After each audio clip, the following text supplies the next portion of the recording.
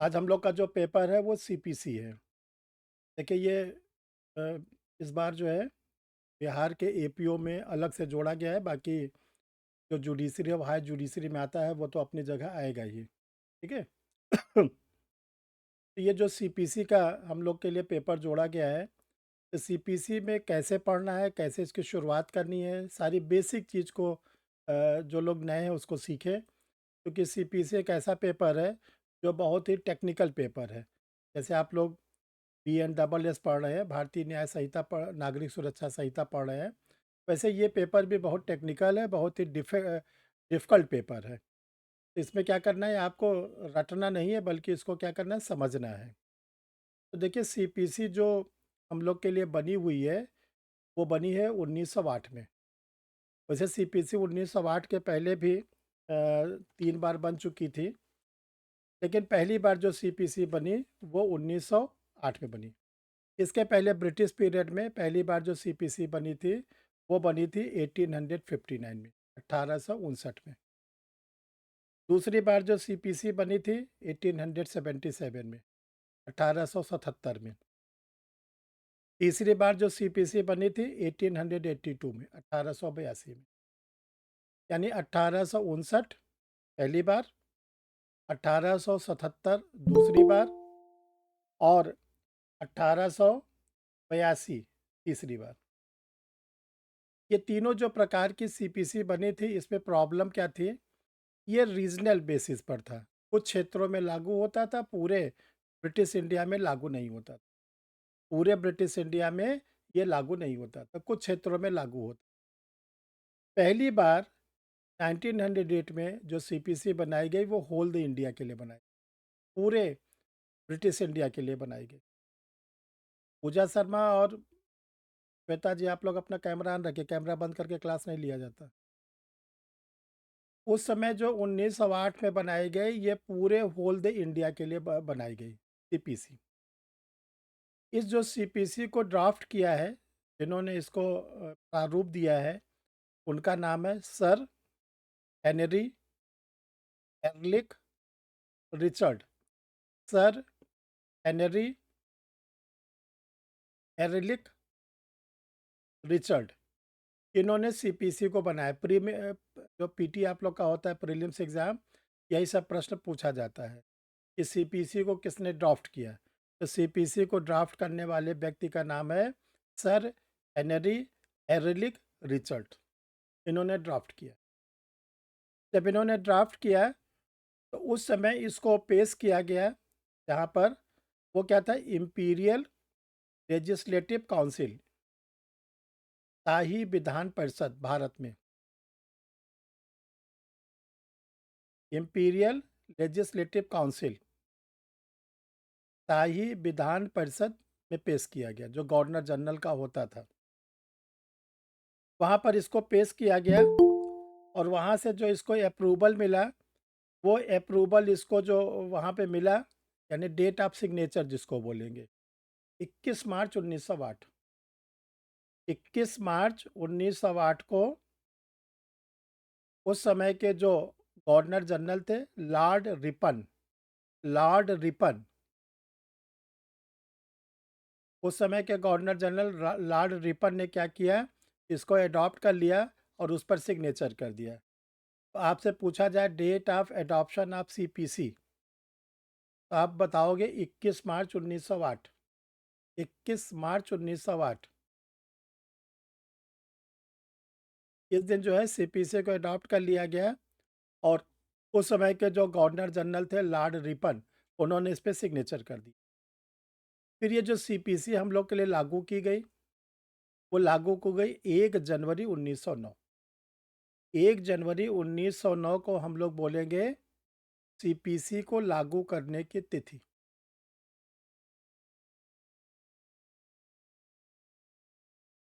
Date of implement,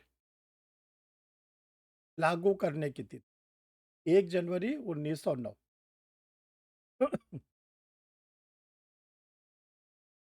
ये CPC को लागू करने की तिथि है। और जब 1 जनवरी 1909 को ये लागू किया गया था, तो होल द ब्रिटिश इंडिया में, पूरे ब्रिटिश इंडिया में यानी कि जो उस समय पाकिस्तान था, बांग्लादेश था, अफ़गानिस्तान था, ये सारे जो उस समय ब्रिटिश इंडिया के पार्ट होते थे, सब पर ये लागू होता, सभी जगह पर ये लागू होता था। उसको एक शब्द में बोलेंगे, होल द ब्रिटिश इंडिया। पूरे ब्रिटिश इंडिया में ये सीपीसी लागू होती थी। फिर देखिए 1947 में जब ब्रिटिश इंडिया का डिवीज़न हुआ, तो ब्रिटिश इंडिया के डिवीज़न होने पर इसको 3 पार्ट में बाँट दिया सीपीसी को। जो स्वतंत्र भारत हम लोगों के लिए मिला, उसको हम लोग कहते हैं सिविल प्रक्रिया संहिता 1908। सिविल प्रक्रिया संहिता 1908। The code of civil procedure 1908। The code of civil procedure 1908।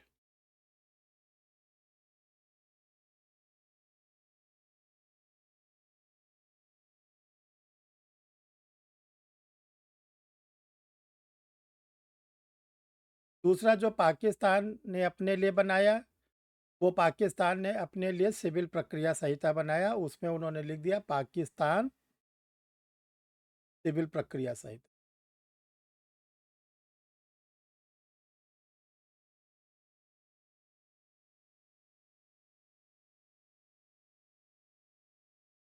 और कश्मीर ने अपने लिए रणवीर सिविल प्रक्रिया संहिता बनाया।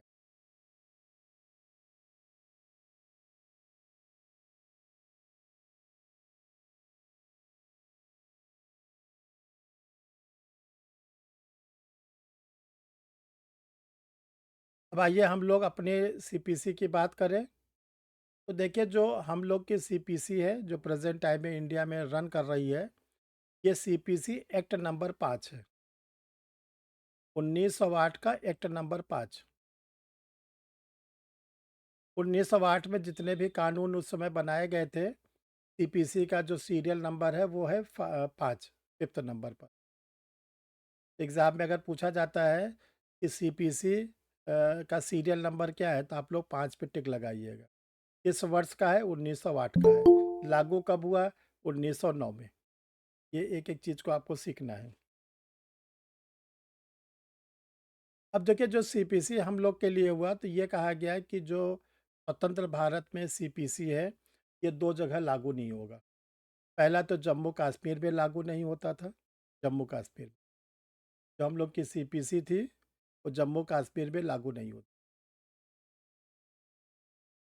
दूसरा नागालैंड और ट्राइबल्स एरिया में, जो नागालैंड और जनजातीय क्षेत्र है, वहाँ पर लागू नहीं।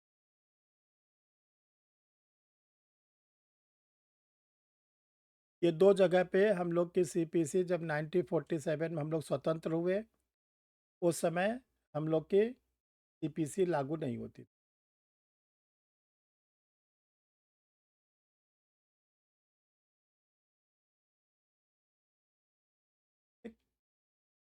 अब ज़रा इसको एक-एक करके समझिए। जम्मू कश्मीर में क्या किया गया? 31 अक्टूबर, 31 अक्टूबर 2019, बहुत इम्पोर्टेंट डेट है लॉ में। 31 अक्टूबर 2019 में हमारी सेंट्रल गवर्नमेंट ने एक कानून बनाया, और जो कानून बनाया उसका नाम दिया गया जम्मू एंड कश्मीर पुनर्गठन अधिनियम। Jammu and Kashmir state reorganisation act 2019। इस एक्ट के द्वारा ये कहा गया कि जितने भी कानून भारत के जम्मू कश्मीर में लागू नहीं होते थे, वो सब अब जम्मू कश्मीर में लागू होंगे। भारत में जितने भी कानून थे जो जम्मू कश्मीर स्टेट में लागू नहीं होते थे, ये बोला गया कि आज की डेट से वहाँ पर सब लागू हो। तो सब लागू होने में हम लोग की सीपीसी भी लागू कर दी गई, जो आईपीसी थी वो भी लागू हो गया, संविधान भी लागू हो गया, सब कुछ लागू हो गया। क्योंकि इस डेट को क्या किया गया था, जो अनुच्छेद 370 था संविधान का, उसको समाप्त कर दिया। यानी जो जम्मू कश्मीर को विशेष राज्य का दर्जा मिला था, वो स्टेटस उससे छीन लिया गया। यानी जम्मू कश्मीर भी एक सामान्य राज्य की तरह है, और वहाँ पर भी भारत के सभी कानून लागू होते।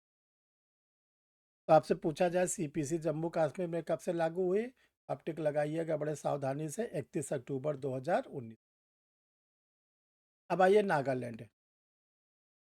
देखिए जो नागालैंड और जो ट्राइबल्स एरिया है, जिसको हम लोग संविधान के 6 जो छठी अनुसूची है उसमें पढ़ते हैं, उसके लिए ये कहा गया है कि जो नागालैंड स्टेट है, अगर राज्य सरकार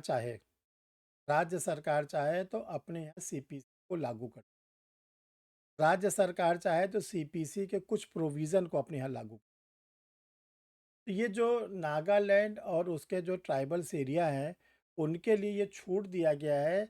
आप इसको डिसाइड करिए कि आप इसको पूरी लागू करना चाहते हैं या इसके कुछ पार्ट को लागू करना, या छूट उनको दी गई।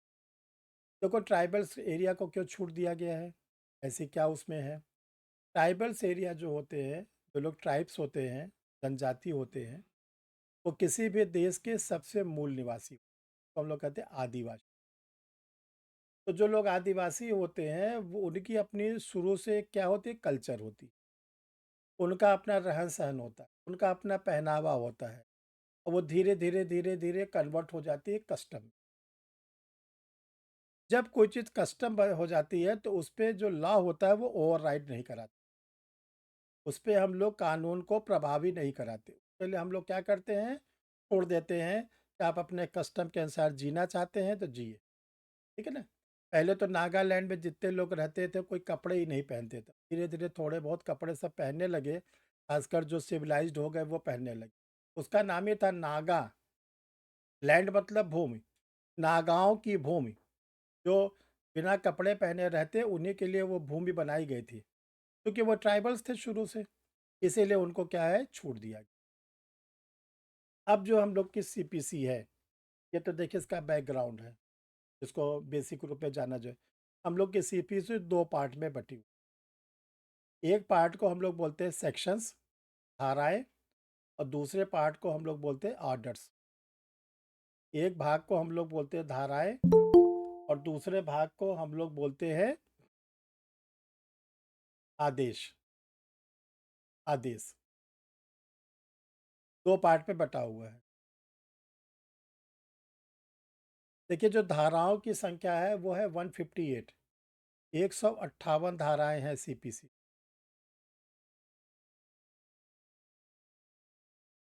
और जो आदेशों की संख्या है वो 51 है।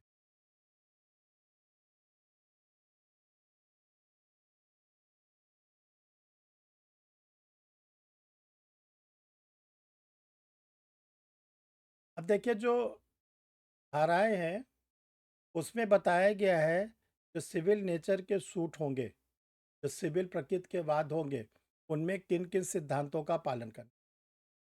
जो प्रिंसिपल है, जिसको हम लोग बोलेंगे डॉक्ट्रिन, जो डॉक्ट्रिन है, उन डॉक्ट्रिन को, प्रिंसिपल को ये बताया गया है कि जो सिविल सूट होंगे, उनमें किन-किन सिद्धांतों का हम लोग पालन करें।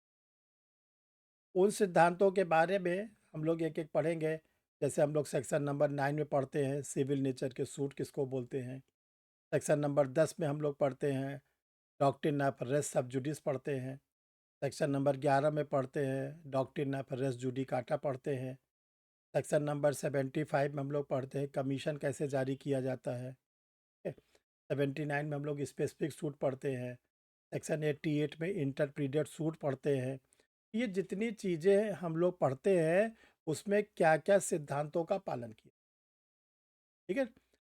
और उन सिद्धांतों को पालन करते हुए जो हमारी सीपीसी है, वो कैसे ऑपरेट होगी, कैसे उसको प्रक्रिया में लाया जाए। तो प्रक्रिया वाला पोर्शन है ऑर्डर, प्रक्रिया वाला पोर्शन है, प्रोसीजर का पोर्शन है ऑर्डर।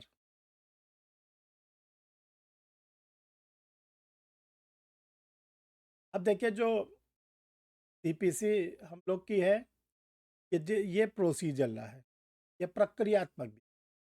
उसी तरह है जैसे कि बीएनडब्ल्यूएस है।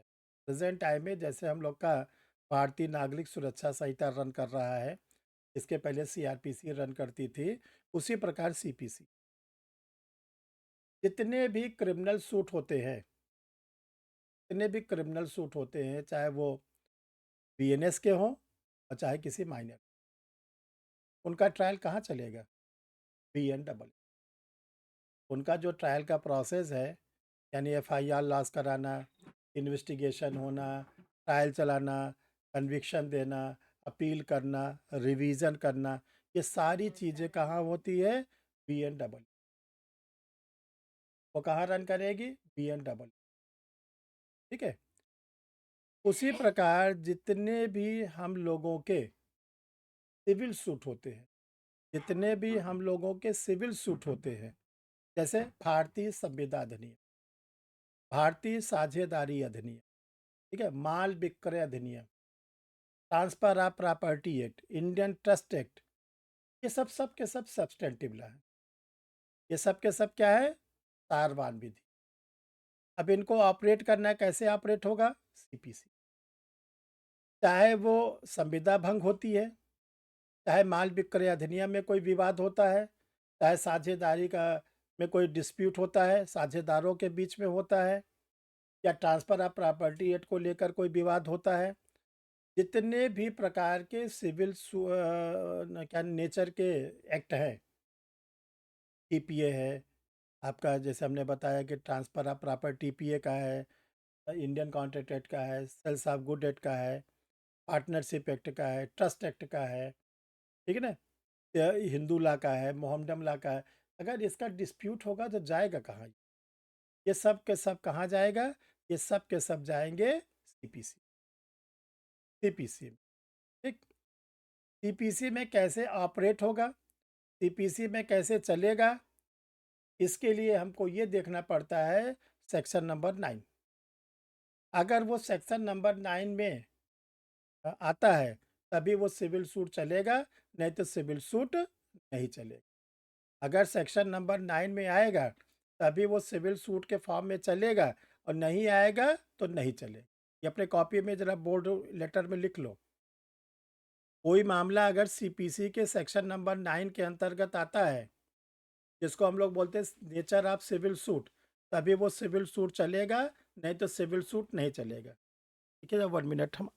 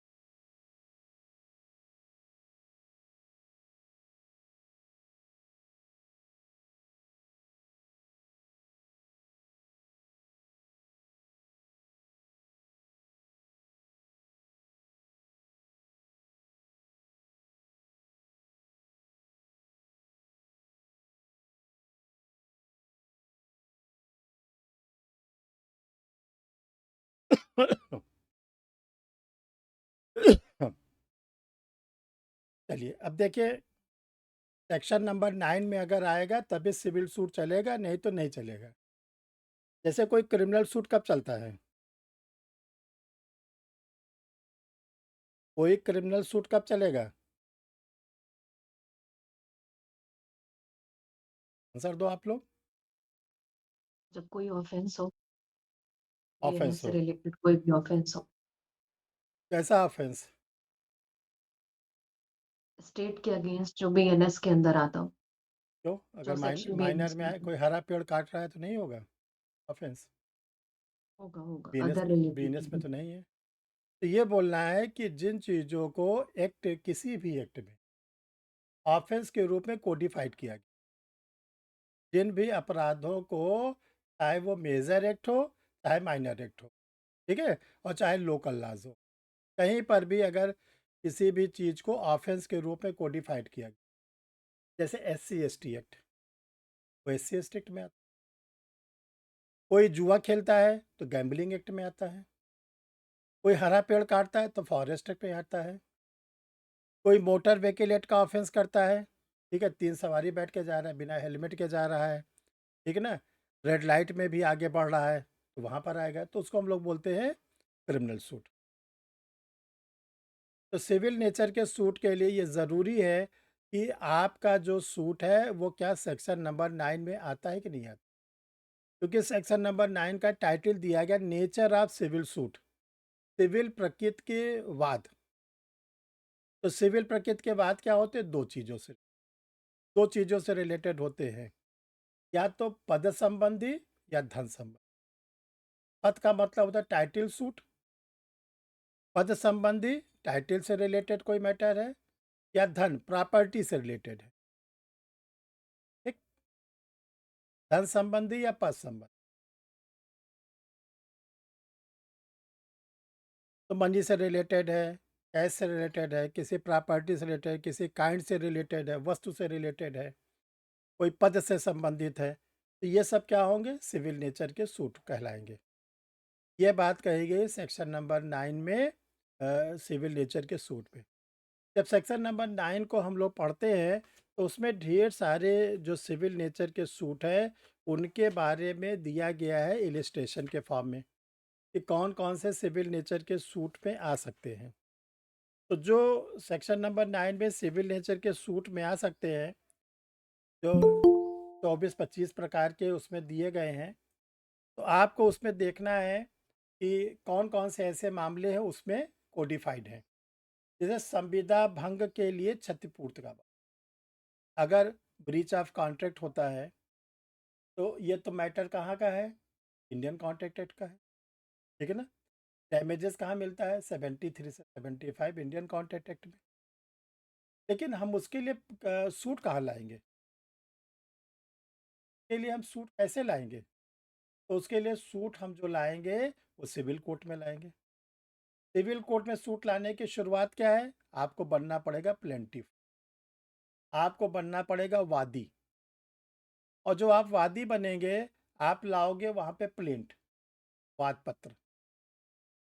अब क्वेश्चन उठता है, ये वाद पत्र कितनी कॉपी में लाएँ?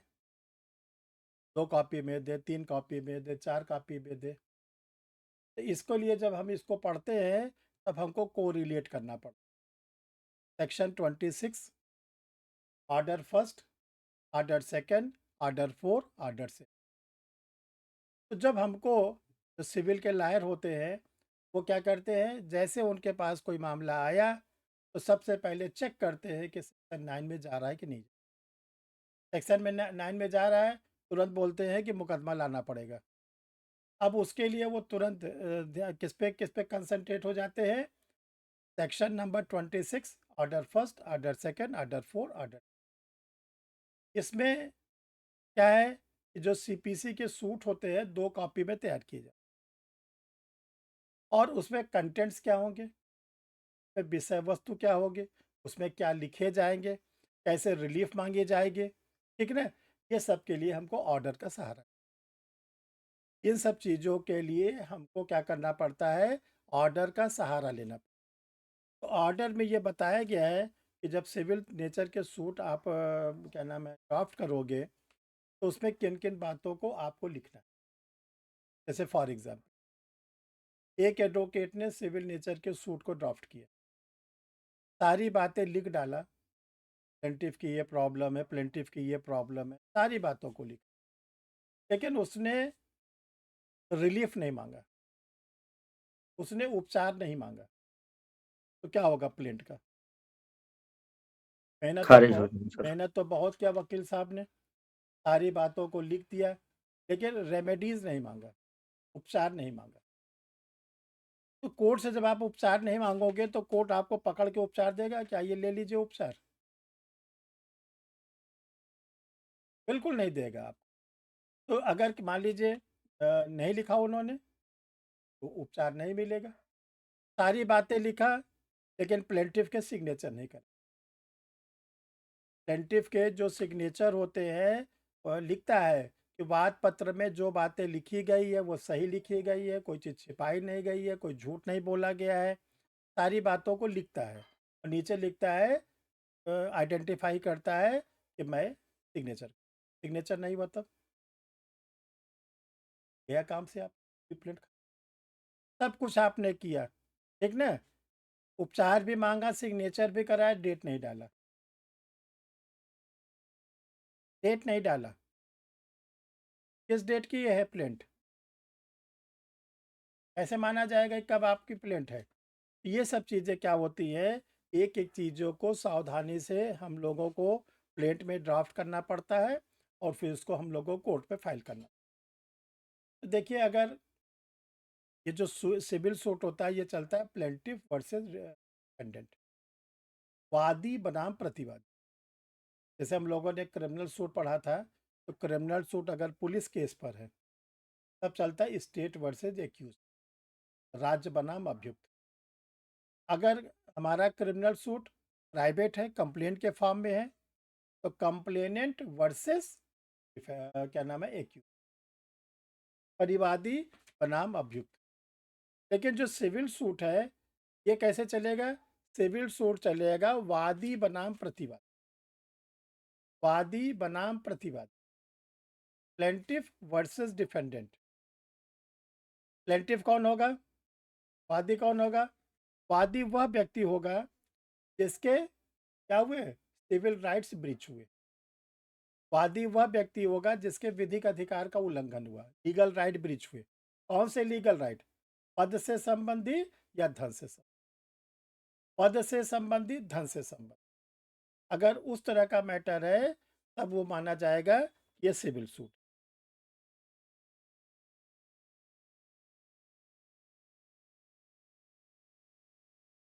ठीक है।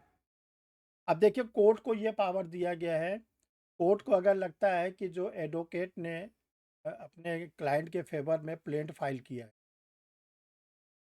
या जो अधिवक्ता महोदय ने मेरे सामने वाद पत्र लाके दाखिल किया है, ये मेरे जुरिस्डिक्शन, मेरे क्षेत्राधिकार में नहीं आता। जैसे क्रिमिनल लॉ थोड़ा सा याद कर लो।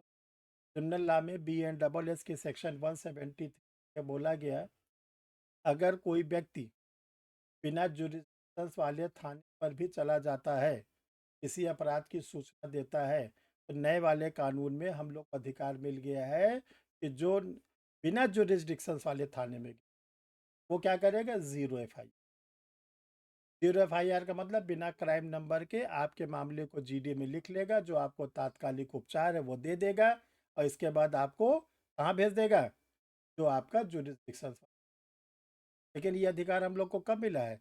1 जुलाई 2000। इसके पहले हम लोग को कोई अधिकार नहीं। लेकिन सिविल नेचर में अभी क्या कहा गया है, अगर जो प्लेंटिफ है अपने प्लेंट को ऐसे सिविल कोर्ट में फाइल कर देता है जो सिविल कोर्ट को जुरिस्डिक्शन, तो जो सिविल कोर्ट के पीठासीन अधिकारी है, प्रिसाइडिंग ऑफिसर्स है, उनको ये अधिकार दिया गया ऑर्डर 7 रूल 10। ऑर्डर 7 रूल 10 में रिटर्न ऑफ द प्लेन, वाद पत्र को वापस कर, वाद पत्र को वापस कर दो।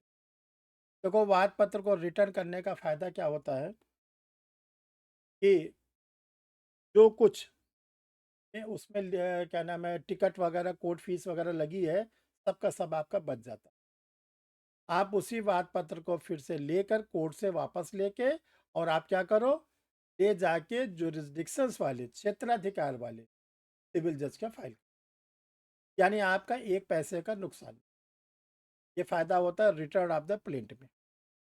दूसरा ये है कि एडवोकेट ने फाइल तो किया जुरिस्डिक्शंस वाले सिविल जज के कोर्ट, क्षेत्राधिकार रखने वाले सिविल जज के कोर्ट में, लेकिन में उन्होंने कमियां कर, जैसे हमने आपको बताया, उपचार नहीं मांगा, सिग्नेचर नहीं कराया, प्लेंट को एक ही कॉपी में फाइल किया, तब उसको बोलते हैं rejection of the, rejection of the plaint, वाद पत्र का नामंजूर किया जाना। ऑर्डर 7 रूल 11, ऑर्डर 7 रूल 11 में वो जो प्रिसाइडिंग ऑफिसर है, वो क्या करेंगे, आपकी प्लेंट को नामंजूर।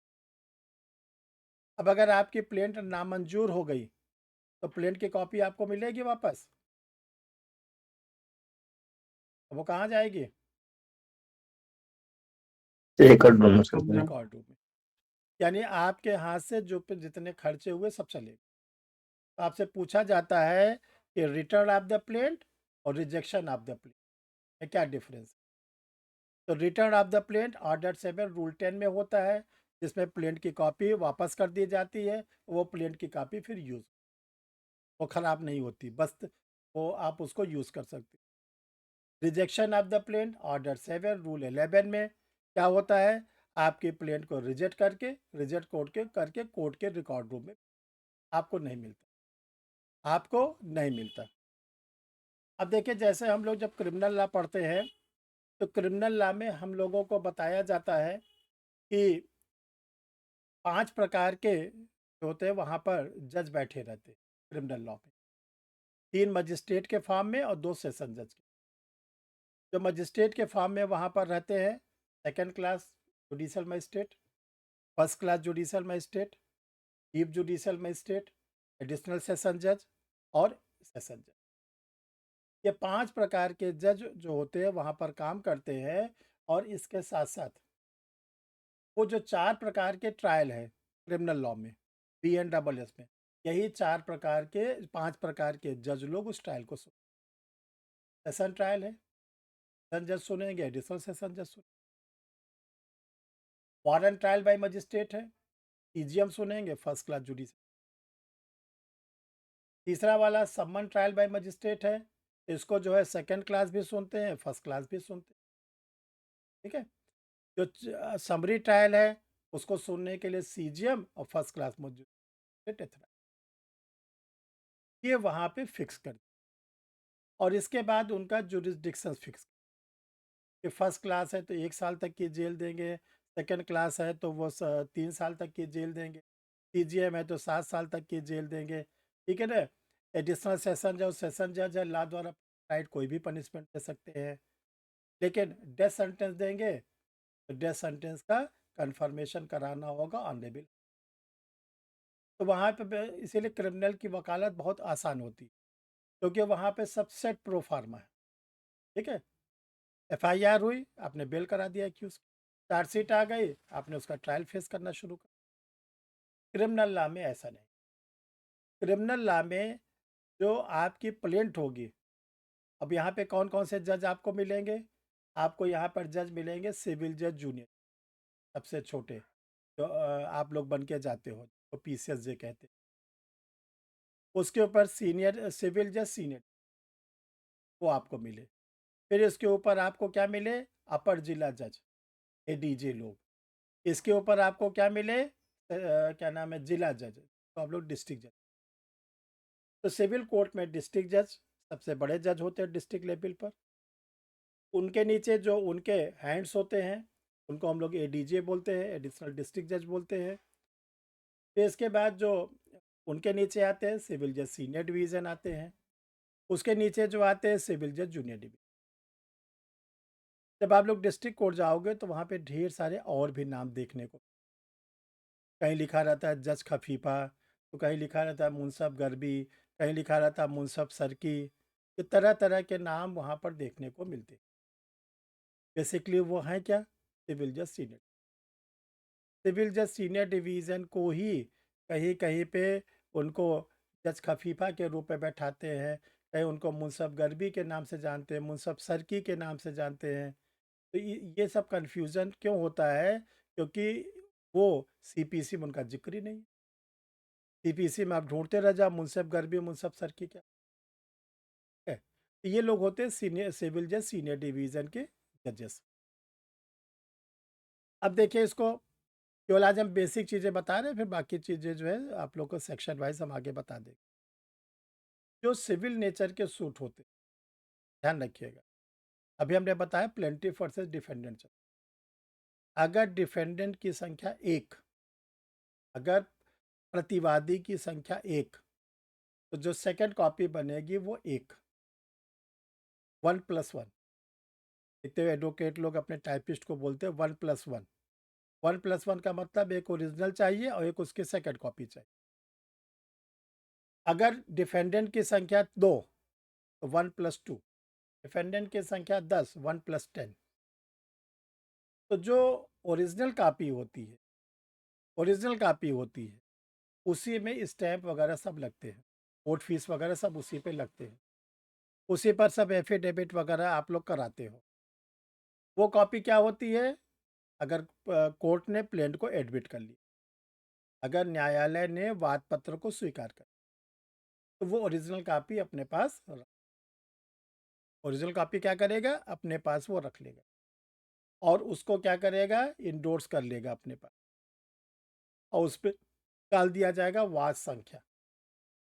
जब हम लोग एक एडवोकेट प्लेंट फाइल करते हैं तो सूट नंबर नहीं डाल सकते, सूट नंबर की जगह एडवोकेट छोड़ देते। सूट नंबर डालने की जो शक्ति मिली हुई है, पावर मिला है, वो कोर्ट को मिला। तो कोर्ट ये देखेगा कि मेरे कोर्ट में इस वर्ष किस नंबर तक के मुकदमे फाइल हो चुके। जैसे 2025 चल रहा है, अगर किसी सिविल कोर्ट में आज की डेट तक सपोज करो 802 सिविल सूट फाइल जो आज आपकी प्लेंट को एडमिट कर लिया गया, तो आपके प्लेंट का नंबर क्या पड़ेगा? 803 803/2024। ये 803 कौन डालेगा? एडवोकेट डालेंगे कि प्रिसाइडिंग ऑफिसर डालेगा? पीठासीन अधिकारी, ध्यान रखिएगा। अब जो 803 पड़ा, इसकी वैल्यू क्या है? जो सेकंड कॉपी आपने फाइल किया है, सेकंड कॉपी, वो किसके लिए है? डिफेंडेंट के लिए। ये कॉपी किसको भिजवाना है? प्रतिवादी को। या तो आप कोर्ट से ये कह दो कि सेकंड कॉपी मैं डिफेंडेंट को रिसीव करके कोर्ट में जो है इन्फॉर्म कर देता हूँ लाके। कोर्ट कहेगी ठीक है, ले जाइए। आप कहते हो कि सेकंड कॉपी कोर्ट के मैसेंजर से भेजा जाए, भी ठीक है, ले जाओ।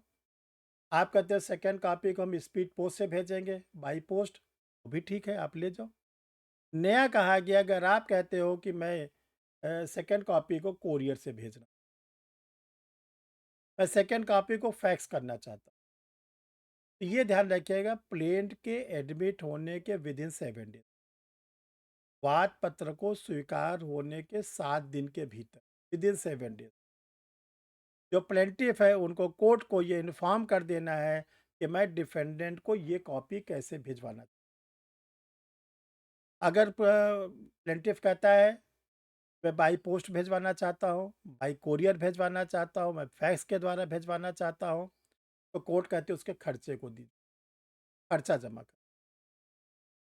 या वो ये कहता है कि मैं रजिस्ट्री करके रसीद लाके आपके कोर्ट पे लगा दूँ, मैं कोरियर करके कोरियर का रसीद लाके आपके कोर्ट पे लगा दूँ, कोर्ट कह के ले जाओ। ठीक है, अगर 7 दिन के अंदर प्लेंटिफ ने प्लेंट के एडमिट होने के बाद कोर्ट को इन्फॉर्म नहीं किया और 7 दिन बीत गए, तब क्या होगा?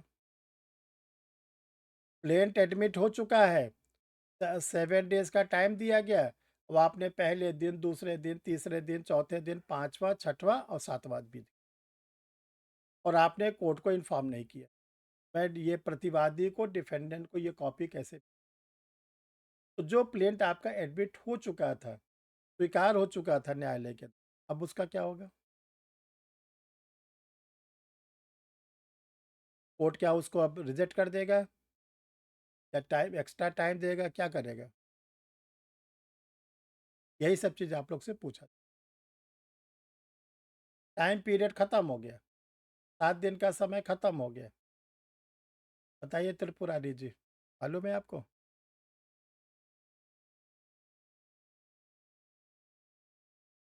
आवाज़ आ रही है त्रिपुरारी जी? माइक आपका बंद है, तो आप जो बोल रहे हैं हमें नहीं सुनाई पड़ रहा है।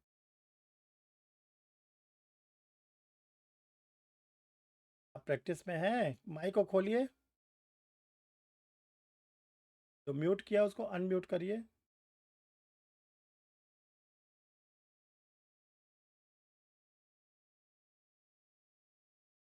नहीं हुआ आपका। चलो सुमित, आप बताओ भाई। सर 7 डेज में अगर नहीं कर पाए तो एक एप्लीकेशन दे देंगे, डिले कॉस्ट बता देंगे, कोर्ट कॉस्ट पे अलाउ कर देती है, फिर कर सकते हैं। कोर्ट आज क्या करके उठेगी? 7वां दिन खत्म हो रहा है, आज तो कोर्ट कुछ ना कुछ करके उठेगी ना। वो तो आप अपना डिले वाला बाद में बताओगे, रोना गाना कि मैं बीमार हो गया था, मैं रास्ते में गिर गया था, आज मेरा हाथ, वकीलों के पास 10,000 20,000 झूठ रहते हैं, कोई भी एक यूज़ कर लो। आज कोर्ट क्या करेगी, पहले तो ये बताओ, वो तो आप बाद में रोना गाना बताओ। कोर्ट प्लेंट को रिजेक्ट कर क्लेंट को सकती है अगर रिजेक्ट पे कर देगी, क्लेंट को रिजेक्ट कर, हाँ, यही आपको बस बोलना है। आपको ये नहीं बोलना है कि मैं डिले के एप्लीकेशन, कोर्ट को क्या करना है, रिजेक्ट कर देगा। जब कोई चीज़ रिजेक्ट हो जाता है उसको फिर से पुनर्जीवित करना है, ऑक्सीजन लगाना है, तो उस प्रोसेस को क्या बोलते हैं? सर प्रैक्टिकली तो वाज दायरा बोलते हैं और वैसे रेस्टोरेशन उसमें एप्लीकेशन रेस्टोरेशन। को सीखो आप लोग। अब आपको रेस्टोर कराना है, यानी जो आपका मुकदमा मर गया था, खारिज हो गया था, सिविल कोर्ट के सिविल जज ने उसको डिसमिस कर दिया था, अब आपको उसको पुनर्जीवित करना है। तो पुनर्जीवित करने वाले प्रोसेस को बोलते हैं रेस्टोरेशन एप्लीकेशन, पुनर्स्थापना प्रार्थना पत्र। हम न्यायालय से ये अनुरोध करते हैं कि 7वें दिन के अंदर मैं इसलिए नहीं ला पाया, नहीं बता पाया, मैं बीमार हो गया था, मैं मुझे कोई प्रॉब्लम हो गई थी, ठीक है, मैं इस बीच में कोर्ट नहीं आ रहा था, ठीक है, मैं जो रेस्टोरेशन एप्लीकेशन है विद कास्ट एक्सेप्ट करने को तैयार हूँ। न्यायालय मेरे ऊपर जो है जो खर्चा लगाएगा, कास्ट लगाएगा, मैं देने को। कोर्ट ने कहा 500। कोर्ट ने आपके रेस्टोरेशन एप्लीकेशन में जो आपने ऑन ओथ रीज़न बताया था उसको देखा, आपकी बातों को सुना, कोर्ट को ये लगा इनके जो नहीं आए इसका रीज़नेबल रीज़न, तो कोर्ट क्या करेगी, आपके रेस्टोरेशन एप्लीकेशन को अलाउ कर देगी, लेकिन with cost. With cost, cost जरूर लगाएगी, फ्री ऑफ कास्ट नहीं कर। अब क्या होगा, आपका जो सूट डिसमिस हो चुका था वो फिर से जीवित हो जाएगा। अब आपका सूट का नंबर क्या रहेगा, 803, वही पहले वाला। अब आपका जो 803/2025 का सूट क्या हो गया था, खत्म हो चुका था, मर गया था, उसको फिर से आपने जीवित, ठीक है, ये है इसका रेस्टोरेशन। सपोज करो आपने 7 दिन के भीतर फॉर्मेलिटी को निभा लिया, आपने कोरियर कर दिया, जो भी आपने स्पीड पोस्ट कर दिया, जो भी आपको अच्छा लगा आपने कर दिया। अब ये कहा गया कि जिस दिन डिफेंडेंट को वो लेटर मिलेगा, कौन सा लेटर, कोर्ट का। तो देखो कोर्ट क्या करती है कि जो वादी ने, प्लेंटिफ ने सेकंड कॉपी लगाई, वो सेकंड कॉपी और प्लस कवरेज लेटर, कोर्ट अपना कोर्ट का कवरेज लेटर कि आपके खिलाफ वादी ने ये मुकदमा फाइल किया हुआ है। आपको निर्देशित किया जाता है कि जिस दिन आपको वाद पत्र की कॉपी मिल जाए, जिस दिन आपको प्लेंट की कॉपी मिल जाए, प्लेंट की कॉपी मिलने से 30 डेज के अंदर, 1 महीना मत बोलना आप लोग ने, 1 महीने पे टिक लगाना, 30 डेज के अंदर आप अपना रिटर्न स्टेट जवाब लगाइए, लिखित कथन दी, आपको निर्देशित किया जाए, उसमें न्यायालय का नाम, न्यायालय की सील, न्यायालय के पीठा। अब जो डिफेंडेंट है, प्रतिवादी है, उनको कॉपी मिल, जिस दिन उनको कॉपी मिलेगी पहला दिन स्टार्ट। सपोज करो आज 4 दिसंबर है, आज कॉपी मिली, पहला दिन आज, कल 5 दिसंबर दूसरा दिन, 6 दिसंबर तीसरा दिन, 7 दिसंबर चौथा, ऐसे काउंटिंग शुरू। 30 डेज के अंदर आपको अपना जवाब लगा देना। अगर आपने 30 डेज के अंदर जवाब नहीं लगाया तो कोर्ट को यह अधिकार दिया गया कि प्लेंटिफ के रिक्वेस्ट पर, वादी के निवेदन पर, आप क्या करोगे, एक्स पार्टी जजमेंट, एक बच्ची आदेश दे। वादी कहेगा देखिए साहब मेरे ये सिविल अधिकार का उल्लंघन किए और मैंने प्लेंट फाइल किया, तो प्लेंट की कॉपी भी भिजवाई गई, लेकिन उन्होंने जवाब नहीं दिया, इसलिए मेरे पक्ष में आप निर्णय कर दीजिए।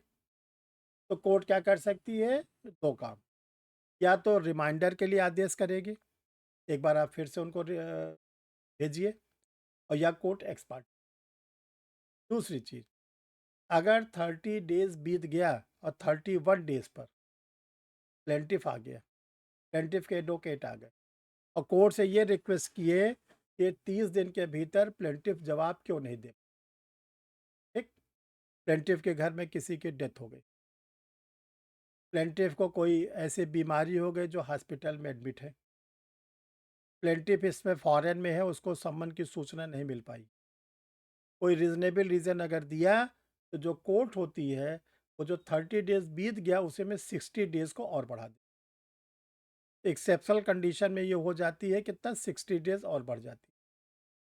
तो डिफेंडेंट को, प्रतिवादी को डब्ल्यूएस फाइल करने का जो टाइम है, 30 + 60 = 90 डेज़। अधिकतम 90 दिन होगा, शुरू में 30 दिन होगा, नॉर्मल कंडीशन में। अगर 30 दिन के अंदर नहीं फाइल कर पाता, तब वो 60 दिन बढ़ा दिया जाए, 60 दिन बढ़ा दिया जाए। अ, और इसको कैसे इंटरप्रेटेड लोग गलत रूप में करते हैं, 30 दिन के बाद 90 दिन बढ़े, ऐसा कतई नहीं, याद रखना। 30 दिन के बाद 90 दिन नहीं बढ़ता, 90 दिन तो मैक्सिमम है, 90 दिन से 1 दिन भी नहीं बढ़ेगा, ध्यान रखना। इसको आपको याद रखना है 30 + 60। इसको आपको 90 नहीं याद करना है, 30 + 60। 30 क्या होगा, सामान्य स्थिति, सामान्य स्थिति में। और 60 क्या होगा, एक्सेप्शनल कंडीशन। टोटल कितना होगा, 90 डेज। अच्छा, 90 डेज नहीं, वो बीत गया और उसका जवाब नहीं आया। शुरू में आया था, 30 दिन के बाद रोया गाया और 60 दिन बढ़वा लिया कोर्ट से। 90 डेज बीत गया, अब क्या होगा, टाइम बढ़ाया जाएगा। 90 डेज बीत गया, टाइम बढ़ेगा। मान लो कोर्ट में आके एप्लीकेशन देता है, रिक्वेस्ट करता है, कोर्ट बढ़ा सकता है टाइम? No, no. देखो, पहली चीज जान लो, सिविल कोर्ट इंटरप्रिटेशन की कोर्ट नहीं है। जो लोअर कोर्ट होती है, डिस्ट्रिक्ट कोर्ट होती है, इंटरप्रिटेशन की कोर्ट नहीं है। ये क्या है, ट्रायल कोर्ट। ट्रायल कोर्ट को आपको एक एक स्टेप वही करना है जो एक्ट में बताया गया है। एक्ट के ऊपर अगर आप कुछ काम किए, जो अधिनियम में, एक्ट में प्रोविज़न बताया गया है, लोअर कोर्ट के, डिस्ट्रिक्ट कोर्ट के सभी सभी जजेस के पास लिमिटेड पावर होती है। और वो लिमिटेड पावर क्या है, जो आपको एक्ट में प्रिस्क्राइब किया, बस।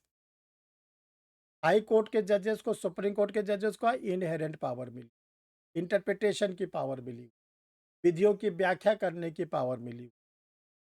वो क्या कर सकते हैं, 60 डेज को इंक्रीज भी कर सकते हैं बाद वाला। लेकिन लोअर कोर्ट के जज नहीं कर सकते, क्योंकि आप ट्रायल कोर्ट हो। ट्रायल कोर्ट वाले को एक्ट के प्रोविज़न के अकॉर्डिंग काम करना है। अच्छा, मान लीजिए एक्ट के प्रोविज़न के बाहर चले गए, तब अपील हो जाएगी, अपील हो जाएगी। अपील के क्या-क्या ग्राउंड है, mistake of law, mistake of fact, और तीसरा याद कर लो, बियॉन्ड द ज्यूरिसडिक्शन। जैसे 61 डेज़ के बाद अगर वो अलाउ कर देते हैं कि डब्ल्यूएस फाइल करने का, तो ये बियॉन्ड द ज्यूरिसडिक्शन।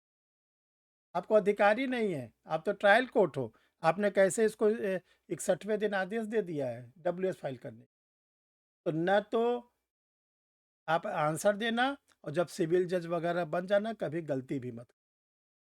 सिविल जज बन जाने मत सोच लेना कि अब बस अब जज बन गए, अब सबको निपटा देंगे, अब किसी को छोड़ेंगे नहीं, आस-पास पड़ोसी रिश्तेदार सबको निपटा देंगे।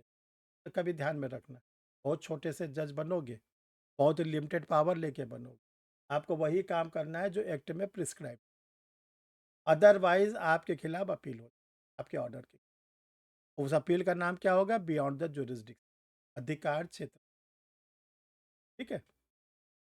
यानी अगर एक्सेप्शनल कंडीशन में 90 डेज़ तक का दिया गया था, और वो डिफेंडेंट डब्ल्यूएस फाइल नहीं करता है, तो क्या हो जाएगा, सूट उसका एक्स पार्टी कर, वादी के पक्ष में एक पक्षी आदेश कर, एक पक्षी आदेश कर।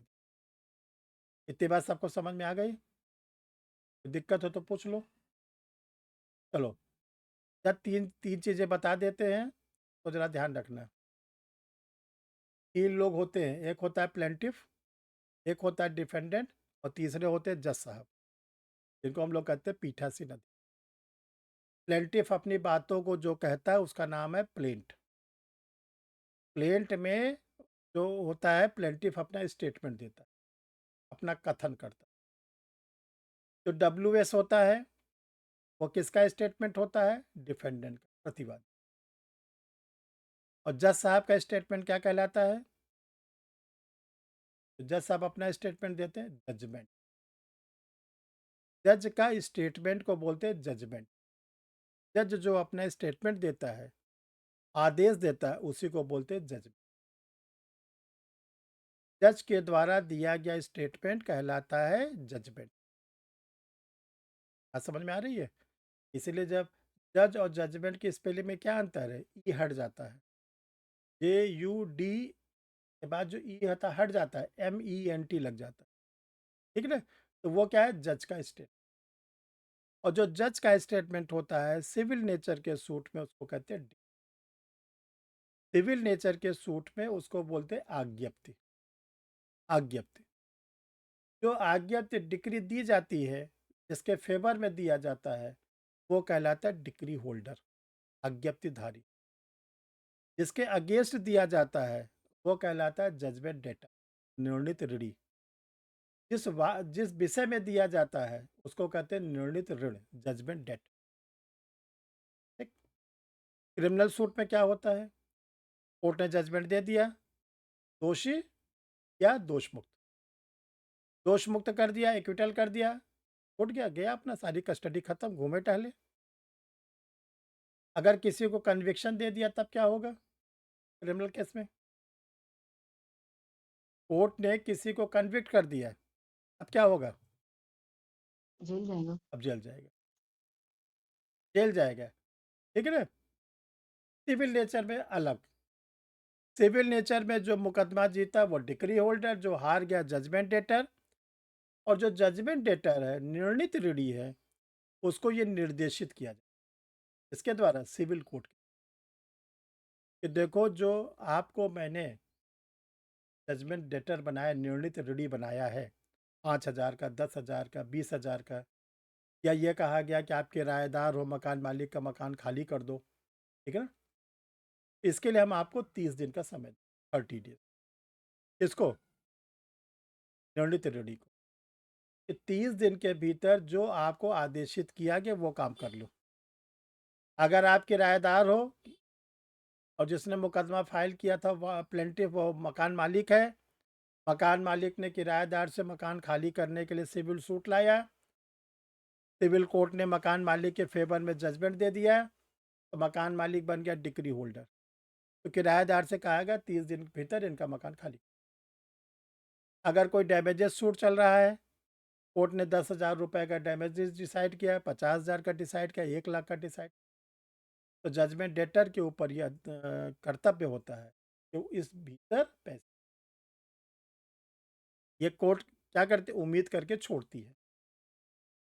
अब जजमेंट डेटर जो होता है उसके पास 2 ऑप्शन, या तो वो 30 डेज के अंदर वो काम कर दे तो सिविल कोर्ट ने आदेश किया था, दूसरा सिविल कोर्ट के ऑर्डर के अगेंस्ट अपील कर, ये 2 काम तो करेगा ना, अपील कर दे। अगर उसने अपील किया, अपील डिसमिस हो गई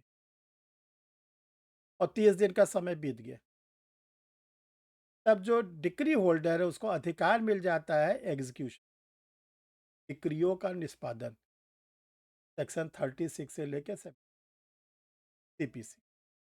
आप डिक्रियों को निष्पादित करें। डिक्रियों का निष्पादन is equal to contempt of court, न्यायालय की अवमानना। आप जाइए उसी कोर्ट से कहिए कैसी डिक्री मुझे आपने दिया था, 30 दिन में दिया, कुछ दिया या नहीं, तो वो जो कोर्ट होती है आगे प्रोसीड कर। ये सिविल नेचर के सूट का तरीका हो। ठीक है? इसको अभी भेज देंगे थोड़ी देर बाद जब खाली होंगे। इसको नए लोग जो हैं तो बिल्कुल CPC नहीं आती, ये मान के एक एक चीज़ों को छोटा छोटा आप लोग सीखो पहले। जब आपको लगे कि हमें बैकग्राउंड मालूम हो गया सिविल नेचर का, तब ये आगे अभी बहुत डिफ़िकल्ट डिफ़िकल्ट प्रोविज़न है। अगर बेस आपका मजबूत रहेगा तो आगे के जो भी डिफ़िकल्ट प्रोविज़न है वो आप आसानी से, ये फिर आप लोग को